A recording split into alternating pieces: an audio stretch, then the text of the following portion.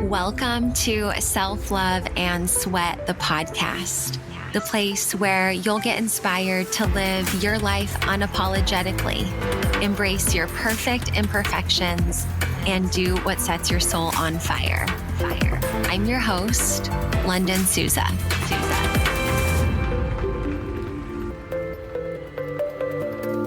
Hey, before we jump into this episode, I just want to make sure that you get all the free things possible. If you haven't already, you need to get your Self-Love and Sweat free monthly life coaching calendar. Honestly, the way to experience deep change in your life is by doing small little things over time. And so that's what you'll find in this free calendar. You can get it by going to lifelikelondon.com/calendar. Get yours for free, and let's get into today's episode.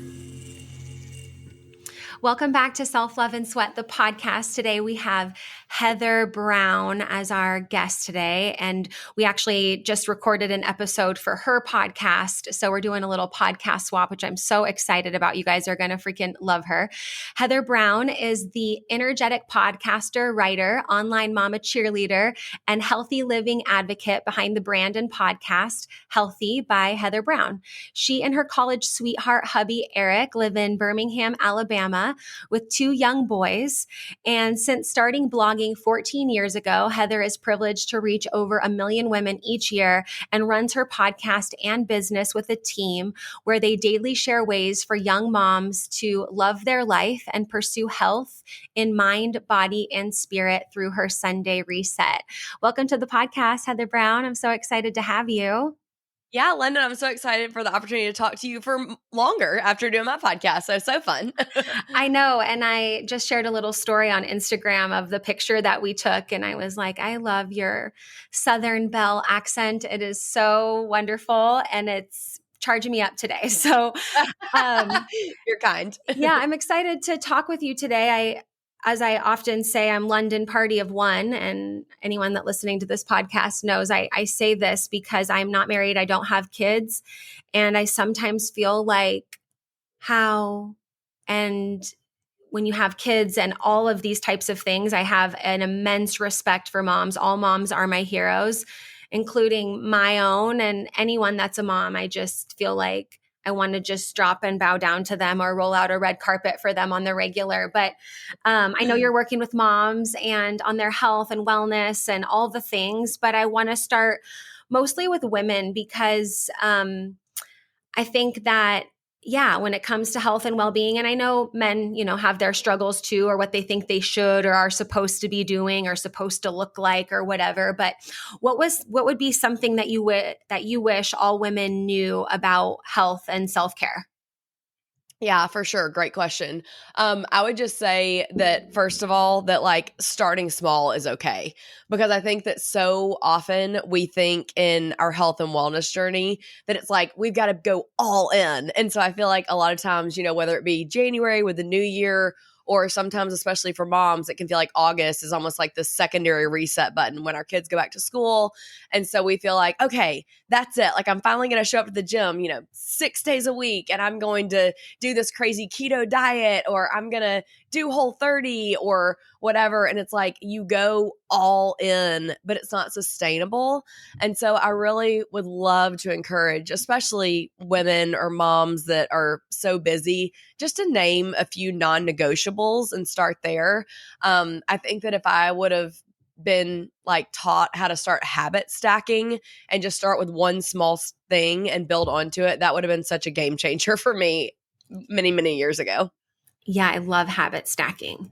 And I hear you on that. And I've had even just friends. I don't know if you do the audio messages with your friends, but I do that a lot. Or even sometimes on Instagram, people will send me audio messages and it's like, okay, tomorrow I'm going to start doing this and I'm not going to do this anymore. And then this, and this. And then nobody can live up to these expectations that we've set for ourselves, or maybe we can for a few days or not.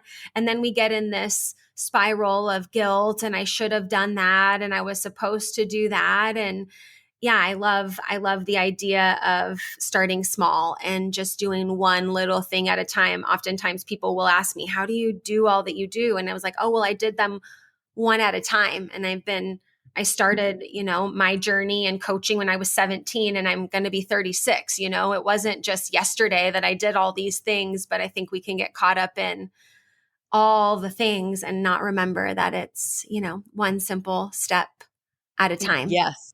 Yes, agree. And I think that especially for women, we do especially like once you have kids, it feels like, even if you were in such a great space with your health and wellness, which I mean, I will say that I felt like I was because similar to you, London, I mean, I grew up cheering and playing volleyball and just always was active. I didn't really know life without being active. But then when I had my first little boy, and you and I can get into this as much as you want to, but he, and I'm so sorry to the men that are listening to this because I'm like, this is a lot of details and TMI.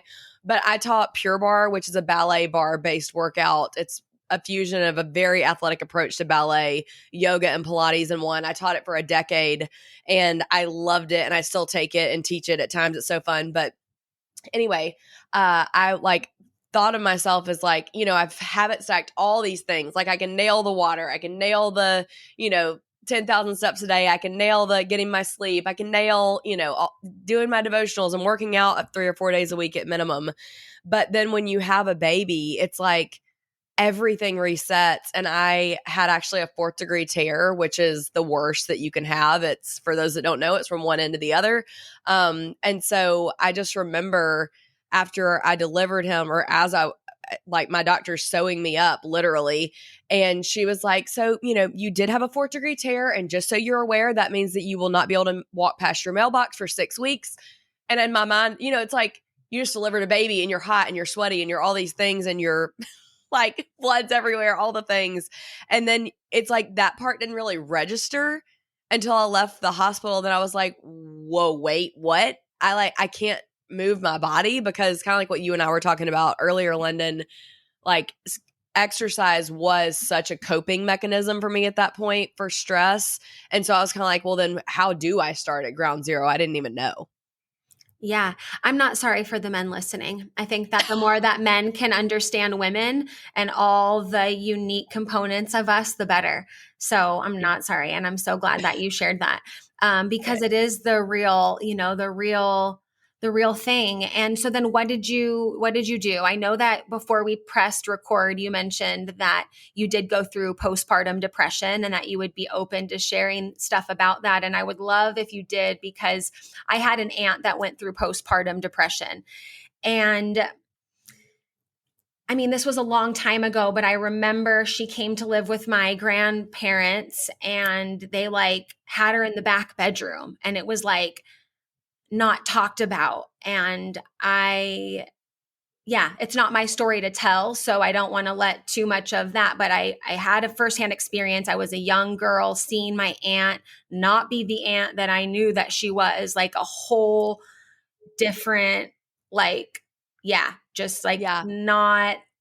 the fun, loving, let's go do fun things type of aunt that I noticed. And then I also just remember my family. And I think that's just kind of the older generations too. It was like they would brush it under the rug and like not talk about it. And she was just sick and had to be in the back bedroom. And I just want anyone listening that's maybe gone through that to not feel like that they need to be in that air quotes back bedroom, So whatever you want to share about that experience, I would love for you to share.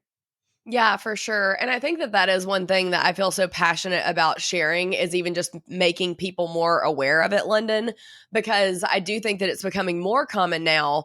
But at the time going into the hospital, I had no idea that postpartum depression was a thing. And so initially what had happened was, I had the baby, I had the 4th-degree tear. And, she told me you can't walk past the mailbox for 6 weeks. Whereas most people, when you're sent home from the hospital, they're like, we would love for you to start walking. The more you can be outside with your baby, the better, this, and the other.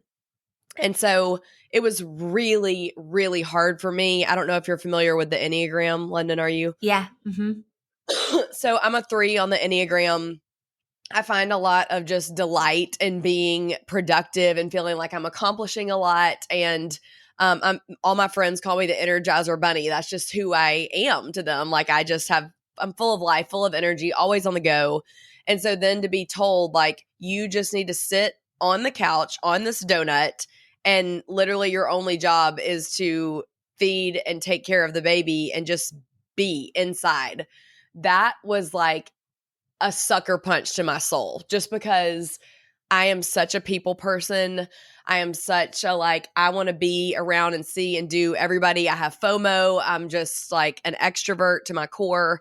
And so to just be at home was so hard. And then also, my oldest was not being able to gain enough weight from breastfeeding initially. I ended up actually accidentally drying up my milk supply, which I didn't even know that you could do. So I just had all these things that just kept compounding. And then the next thing I knew, I was like crying every day, almost, I mean, at minimum 2 or 3 times a day. And I just felt lost. Like, I was like, who is this person? I don't recognize myself. I am not Heather Brown. I don't get to work out. I don't get to be outside. I'm not with my people. And when you have a tear that's that bad, you are asked to come back. I think it's for like a 2-week checkup for them to make sure that you're healing properly. And my doctor was actually one of my Pure Barre clients as well. And so she was like, "How are you doing?" And I really didn't even think that much about it. It was just the first thing that popped out of my mouth. I said, "I just want to know when I'm going to feel like me again." And she goes, "Oh, well, that's actually a cardinal symptom of having postpartum depression.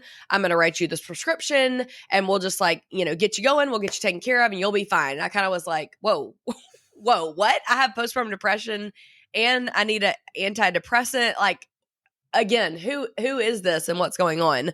And honestly, London, I didn't know then, obviously, as much as I know now.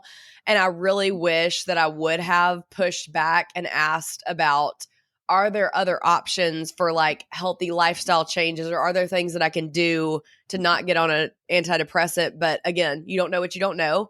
And so I got on it.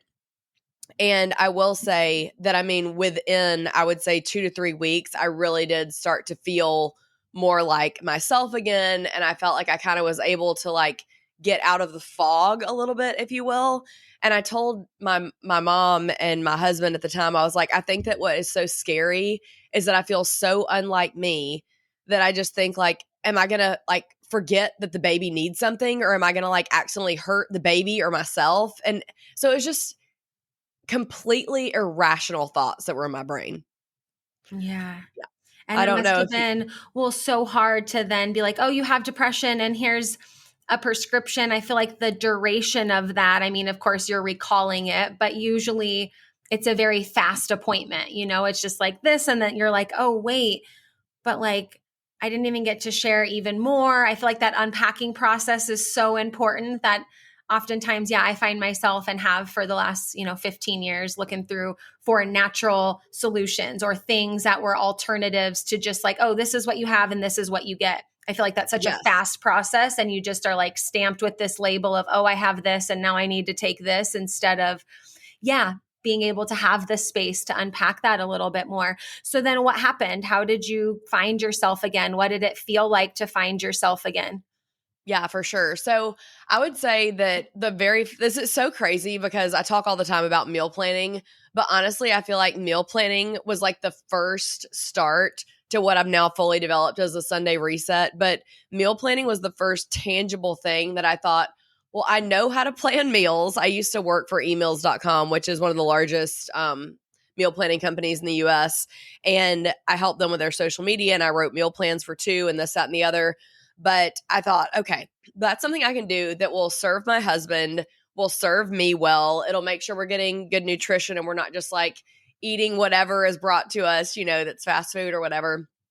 So I just thought, okay, on Sundays, I want to start listening to a sermon online, and I want to start writing our meal plan. And so it was like that first step, honestly, was such a game changer for me, because again, it like gave me, and I don't want to say purpose, because obviously like meal planning isn't like a massive purpose, but it gave me this thing to do that wasn't just about like breastfeeding or like my new role as mom, but it was something that I'd done prior to having babies that I was able to still own, if that makes sense. So I started meal planning, and literally my husband and I's anniversary was only about a week after I had the baby. And so we broke the rules and actually went to Sprouts, because Lynn and I were talking about that we like to shop at Sprouts. And I remember like pushing the grocery cart down the aisle and being like, there are grandmothers that are walking faster than me right now, like on their walkers, because I was so like close to how I could like walk my feet or shuffle or what have you.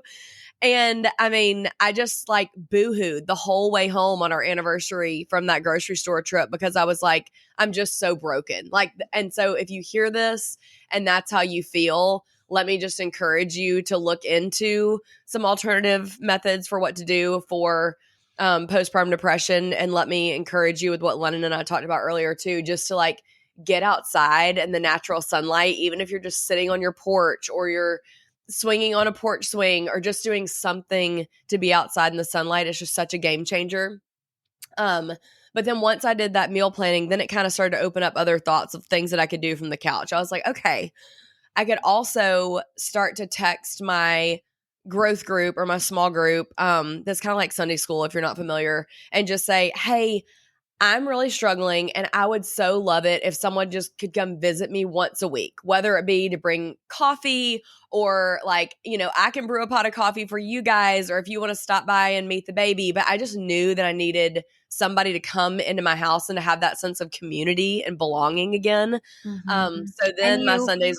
Well, and you asked for it, which is so amazing, because so many people would sit at home and be like, no one's visiting me, and who are my friends, And that's like huge of like, okay, what do I need? And then let me ask for it, instead of hoping that people mind read among their busy, crazy life of what I need. So keep going. But I really wanted to highlight that because it's so important to know what you need. And when you figure that out, if you need something from someone else, you have to ask for it. If you expect them just to figure it out and deliver, you're going to be waiting for a long time, Absolutely. I couldn't agree with that more. And I do think that community is so huge. I think that we, a lot of times London talks a lot about mind, body, and spirit health too. Community is such a part of that. Whether you even want to believe it or not, and whether you're an introvert or not, it's like community is so huge. And that's how we were designed. Like we grew up even, from the very beginning back in the Stone Ages of like being in tribes and gathering around fires, and like, you need community, whether you want to believe it or not. So if you don't have that, I just want to encourage you to step outside of your comfort zone and find it somehow. But all that to say, I just slowly started to build and build until I was able to do the meal plan. I was able to then have somebody coming into my house and spending time with me at least 1 to 2 times a week. And then really, I mean, Eric was so amazing. He tried to do everything that he could while still working, obviously, to support me. But it also, I think, was such a reckoning of my faith as well, London, because I think that I realized, I actually sometimes utilize my health and my working out and all these things as like this idol in my life, or like as this crutch, when really, ultimately, like God just wants me to come to him and be honest with what I'm struggling with and what I'm, not able to do. Like I couldn't maintain it all on my own. And I also think that I was so overwhelmed and lost that I like didn't even know how to come to him. I was like, I can't go to church. I don't have the energy to like open up my Bible and try to understand it right now, because there's this baby sucking on me and it hurts still to breastfeed, and I'm bleeding and I'm uncomfortable and all these things. And so that's when I really started to lean into just worship music and finding worship music that I could just turn on, on my Alexa, just to like uplift my heart and my spirit when I didn't have the energy to like do the deep dives and to be reading and those kind of things. And so I think really just starting to like puzzle piece those few things. And then obviously the medication I'm sure helps some too. And then just getting that support system in place. And then I finally hit that 6-week mark where my doctor was like, okay, you're cleared to work out again. But it's like, really having that experience did so much more for me than just like having a baby or just having this reckoning with, how I had PPD or how I had the 4th degree tear. It was like, it really gave me so much clarity and comfort in knowing how I wanted to serve mamas going forward in my business. And so that's why I'm just so passionate about it. And any chance I get to talk about postpartum depression, I want to shine a light on it, because if you don't know what you're up against, then how do you even know how to start to combat it? Mm-hmm. And I love what you said in the beginning in terms of like a tip for all women was like one step at a time. And then as I hear you telling your stories about all the struggle and the pain and how you know, pulled yourself out of it, it was like one step at a time. Okay, I'm going to watch a sermon, and then I'm going to make our meal plan, and then I'm going to text one person and invite them to come over. And we don't have to get into this, but I'm sure when you got you're the green light to work out, it was also one step at a time, and, reconnecting with your body and all of that. Because, so yeah, I love moments where we practice what we preach and we do what we say, and then help others do that too. And I also love that you said, like just leaning into like worship music. And there's one song that I love by Jeremy Camp that's called Keep Me in the Moment. I don't know if you know this one, but it says like, It's a great oh one. Lord, keep me in the moment. Help me live with my eyes wide open, because I don't want to miss what you have for me. And I love those lyrics because it's just like being in the present moment and being in pursuit of like right now is so huge for my life. And so, yeah, if anybody needs some umph in their life, I think Keep Me in the Moment by Jeremy Camp is such a great song. But I want to talk about, Lyndon, can go I ahead. interrupt you though Yeah, before you for say sure. this? Mm-hmm. If I'll send this to you if you want to share it in the show notes, but I Okay. actually have a worship playlist on Spotify that I started those many years ago, and I've just kept building onto it. And I mean, I seriously turn it on almost every morning with me and the boys on the way to school. It's just like a way to set the tone for the day and to be in an encouraged state versus being like, I'm just not a morning person. And so like when I wake up, I really struggle to be like upbeat and happy and perky. So it's a good way that I feel like I can still let my boys feel encouragement and uplifting in the morning on the way to school, even though maybe my like eyes aren't fully awake yet. One eye open, playlist Yeah, on. Yeah, for sure. exactly. Share it. I'll definitely put it in the show notes. And yeah, if you're listening Amazing. to this, you guys can, have a good new playlist. So thanks, Heather. But yeah, I want Yeah. to talk about meal prep and maybe some, tips that you have for those that want to. It's so cool chatting with you today because I know we've kind of rescheduled and tried to find time to do this, but I've been traveling every single weekend for pretty much for work for the last 7 weeks. I was on an airplane. The last weekend Whoa. was for my grandma's 90th birthday, so that was different. But I went home yesterday and I told you about how I went to Sprouts on your podcast and how I just talked myself through it, and I got stuff and I like set up my fridge, and it just felt so good to have that all together. And also like everybody's different, but I'm more inclined when I'm go, go, go to just like spoonful of peanut butter, like just turn off the hunger and keep going. I know everybody's different. So, but then I noticed like, okay, feelings of angst and stress are so much more heavy when you're not eating nourishing foods. And of course, I know this. I've been in the industry for 17 years, and just because you know better doesn't mean you always do better.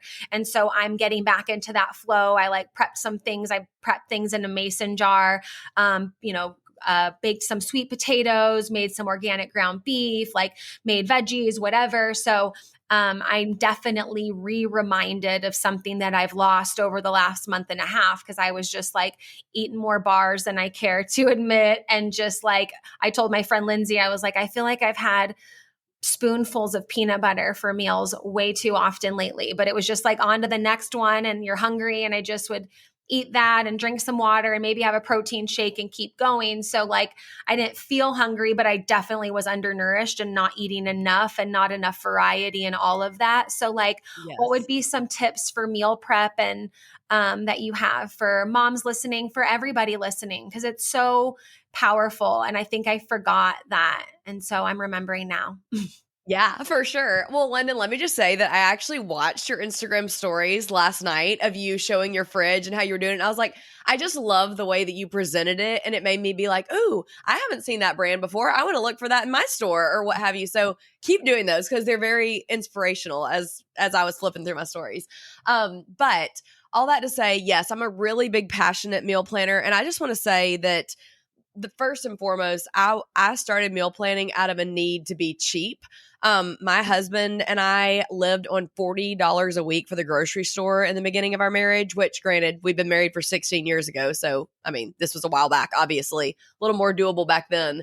And it was just him and I. But so let me just encourage you that whether you need a meal plan for budget, whether you need a meal plan for health, whether you need a meal plan for a combination of the both, or whether like whatever your version of meal planning is, first you just need to name it. And I feel like, London, you talk about this all the time. You need to be intentional. So, some weeks I have to look at my meal planning techniques for the week and I'm like, oh, things are a little tighter than I would like them to be. We're going out of town next week.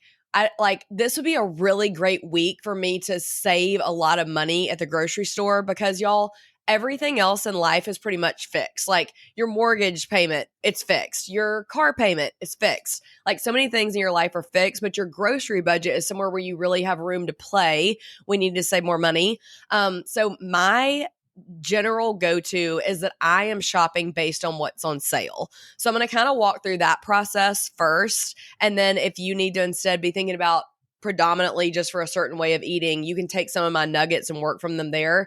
Where London and I both shop at Sprouts, what I love about them is it's a good and a bad thing. The bad part is you don't know what's going to be marked down there for manager specials or what have you, but I feel very confident that unless I just hit a bad day at my Sprouts, I'm going to be able to walk the perimeter of the store and I'm going to be able to see what produce and what meats are on sale. And they also, London, I don't know if this is every store. Does your store have a separate clearance room? I'm not sure because I haven't specifically looked for it, but Okay. I am now. Like I remember when I walked in yesterday, it said like organic sale from the 16th to the 29th on specific marked things. So I Yeah. saw that. And then, but yeah, I'm not specifically sure, but I'm going to look for it because Yeah. it's important. So they have a clearance room in our store, which maybe it's like this at all the stores, but it's where you go back to the bathroom. It's like you turn a corner and then Oh, like it's there's in a a bunch of separate workers stuff. area. Okay. I Yeah, don't know. I yeah. haven't seen it.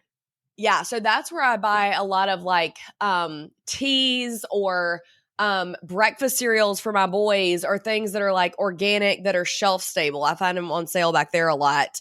And that kind of I let that dictate what we're eating typically for snacks or breakfast or what have you, or like box throw-ins for my mamas that are listening. But then I'm planning my meals based around what meats are on sale. And at Sprouts specifically, they'll have some meats or some seafoods on sale, but they'll also have packages that have an orange sticker on it that says manager special. And Mhm. y'all, these meats will be marked down 30 to 40% off, which is crazy because they're like organic, grass fed, like high quality meat, which is incredible. But then same thing if you have a Publix where you live or wherever it is that you shop, you can look at their store, sale prices and kind of start to almost like match. I call it the circle principle. So back in the day, I would get out the Publix store ad and I'd see, oh, they've got Rao's meat sauce on sale. So I'm going to circle that.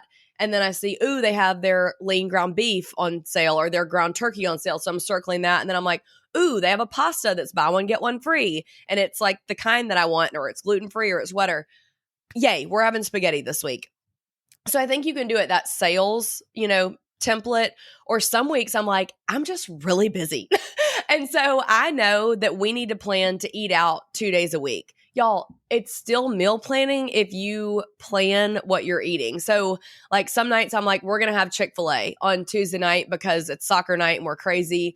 But if I plan it on Sunday, then I have the intentionality and the game plan in place to be like, I want to order grilled chicken with this salad and I'm going to drink an unsweet tea. Whereas if I'm stressed and I'm in the moment and I'm like running through the drive-thru, I'm like, give me the number one. It sounds great because I'm like stress eating. So I would say I would just encourage you to don't be afraid to plan it out. Don't be afraid to put in, leftovers. Don't be afraid to put in, Chick-fil-A or your fast food of choice. Don't be afraid to say, oh, great, salads are on sale at Whole Foods. So I'm going to grab the salad that's on sale and just rip up some rotisserie chicken. Anything you want to comment on that before I No, get I into meal love that. prepping? Well, Okay. I love it because you said planning to eat out too. And there's definitely been times where I'm driving home and I'm trying to think in my head of what do I have at home?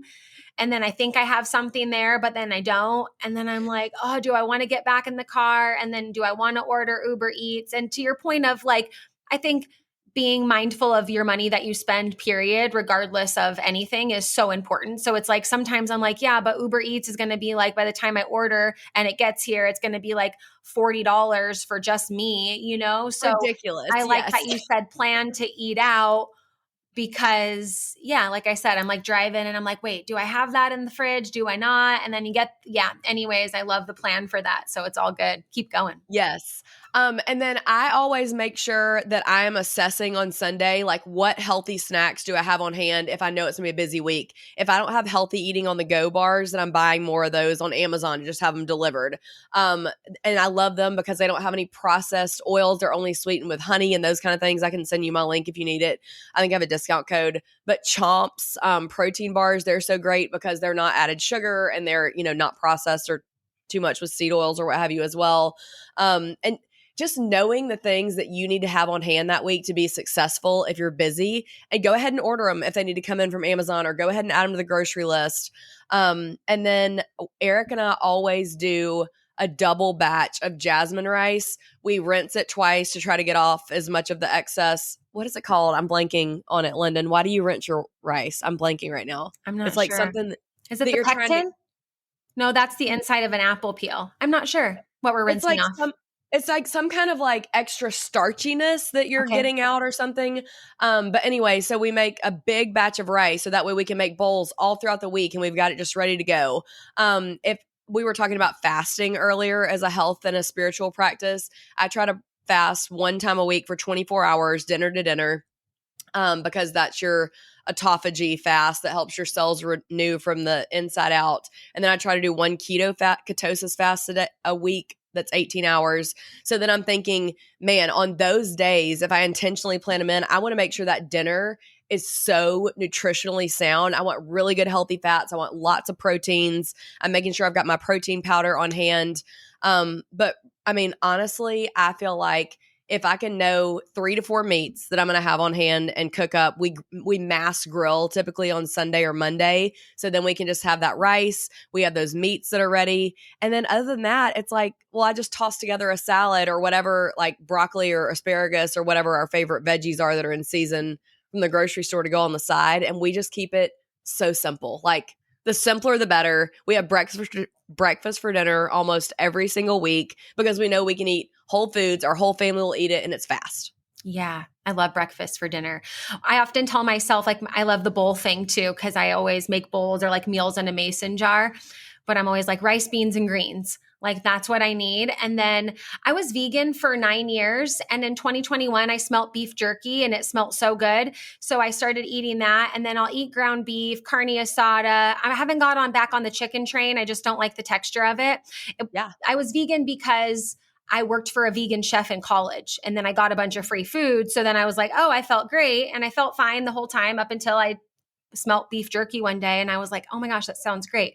So anyways, my staples are usually rice, beans, and greens, and then like maybe avocado or some other oil on it. But yeah, lately I've been having some ground beef and just, I echo what you say about having this stuff ready for like bowls or just like rice, beans, greens, whatever protein on top. Like, there's so many good like dressings and sauces. I love sauces and dressings. Oh, time out, London. Yeah. I love hearing from people their favorite olive oils and sauces that don't have seed oils in them. Do you have any favorites I need to know about? Well, I like the what's it called? Primal Kitchen. They have a lot of good ones. So I love their the one I put on my meal today. So in the fridge right now in my office, I have a sweet potato with organic ground beef and then like a whole load of broccoli sprouts on top. And then I brought the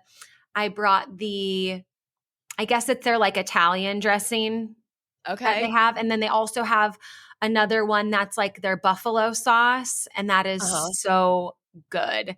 I love the spicy buffalo sauce. So those are like my 2 favorites that I usually get from, I think it's Primal Kitchen, right? That's the name of the brand. They have a new they're called like their new sauces. One's called like chicken dippin' and one's like green avocado or like avocado goddess. Mhm. They're so good. Like, to me, they blow their salad dressings out of the water. So if you haven't seen those yet, pick them up next time. Yeah, They're I'm so gonna good. check because I feel like, well, they're right where I get my bone broth. It's right above. It's in like the same Oh, section, but there's like a lot of options. I think that's an American grocery store thing in general. I remember living in Austria, and it's like there was like 13 things in the same aisle, whereas for us, it's like all chips and all dressings, which there could also be healthy options too. But Americans for sure like their variety. But I love sauces and I love things that crunch too. So sometimes even like chickpeas in the air fryer, or I'll take like siete chips and just crumple them on top.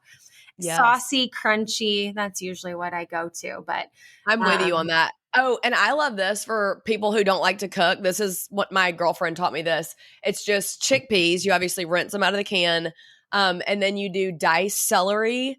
And you do whatever kind of mustard you want. I like a Dijon mustard, and you can either do avocado oil or extra virgin olive oil, sea salt, pepper, and then any additional seasonings. So it's almost like a chicken salad or yeah. tuna salad, but with Mhm. chickpeas, and you just shake it up in your mason jar and you have it all week long for lunch, and it takes you like 10 minutes or less. It is so good. That's a staple for me. Mhm. And what I'm realizing in this conversation now is it's so much easier once you do it. I think also over the last month and a half, I wanted to, but then I was like thinking about it made it the monster bigger than it actually was. You know, it's like Totally. it was, and then when I went shopping yesterday and just told myself and got the stuff, I'm like, oh, it didn't even take me that long. And I still got a nap in, and I, took a bath, and, and I know I'm by myself. So I know that not always the day-to-day luxuries are available when you're a mom and have a lot of those things. But I just was like, oh yeah, it was more, I was literally creating a mountain out of a molehill. And just if you are consistent about it. And that's why I love podcasting and love meeting people like you, Heather, because it's like, we know this stuff. We coach on this stuff. Even on your podcast episode we just did for yours, there were some things I shared that helped remind you of this and vice versa. So I'm also reminded that like, just because we have a podcast or we're coaches doesn't mean we're perfect in all of these areas, but like Far from it. connecting and community, like you mentioned, is huge. And I choose to connect with people that want to talk about things like meal prep and spiritual growth and, how to live your best life and all those types of things. And so I'm grateful for all the reminders that you've shared with us today. I feel like I'm going to call this episode Mom Life. I think that's what it's going to be called. Love it. Love it. Anything else that you want to share? Tell us about your Sunday reset and like the things that you offer for young busy mamas, and we'll kind of close it there if that's cool for you. For sure. And I actually think that as you were talking, I was like, she's also bringing it back to what we talked about earlier in the episode, which was just one step at a time. And I don't feel like I did a great job saying that, but I'll say it now. When you're meal planning too, start one step at a time. If you're like, I am not a great cook and I don't like to cook and I don't want to get into all that stuff, you do not have to meal prep if you don't want to. But maybe you just start out with your baby setup of like, I'm going to cook 2 meals a week. So start there. And like, that's a vast improvement than eating out every single meal. So just start small with your baby steps again in that. And then, like London alluded to, yes, I have a podcast. It's called Healthy by Heather Brown Podcast. London will be on. Her episode is fantastic, and she'll take you through box breathing. And I just love having people on the podcast that encourage you in mind, body, and spirit health. I try to do the whole season around a certain health topic that I feel like the Lord lays on my heart. So the first season was on physical health. The second season was on mental health. The third season was on spiritual health. And then we went into actually kids' health this past season. And I am so excited about it. But anyway, and then I do the Healthy by Heather Brown membership, which is online. I'll give you a link, London. There's a 7-day free trial where you guys can check it out. You can get into my workout library. I provide a meal plan for you each month. And then I also let you get into my podcast recordings early so that you can watch me do live trainings. And you also get to just be encouraged daily in your health. And ultimately, I just want moms to feel uplifted and encouraged. London, since we talked so much about meal planning, I will send you my 7-day free meal plan too. So if you're like, Cool. I don't even know where to start, that way they can at least use that for free this week as a resource in their tool belt. And then y'all come say hey to me on Instagram. I'm at Healthy by Heather Brown. My website is healthybyheatherbrown.com, and there's so many freebies and resources. I've been blogging for 14 years now, so there's lots of resources to dig into for free there. So yeah, thanks for having me, London. It was a joy. Yeah, thank you so much, Healthy by Heather Brown. We loved having you. I feel like I want to say Healthy by Heather Brown. Like I feel like it's contagious, and I'm not sure if I'm speaking with my real voice right I love it. Thank you so much for being here. Thank you guys for listening. All of the things that Heather mentioned in terms of, links and the meal-free 7-day trials, all that kind of stuff, I'll link in the description. So check that out, and we'll see you at the next episode. Bye.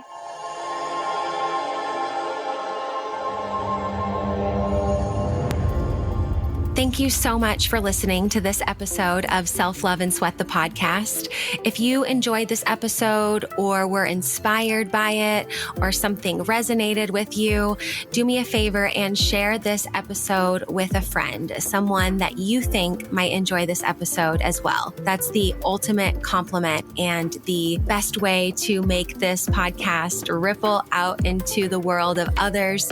And also, you can leave us a review up to 5 stars wherever you're listening to the podcast. Thank you so much for listening, and we'll see you at the next episode. I appreciate you.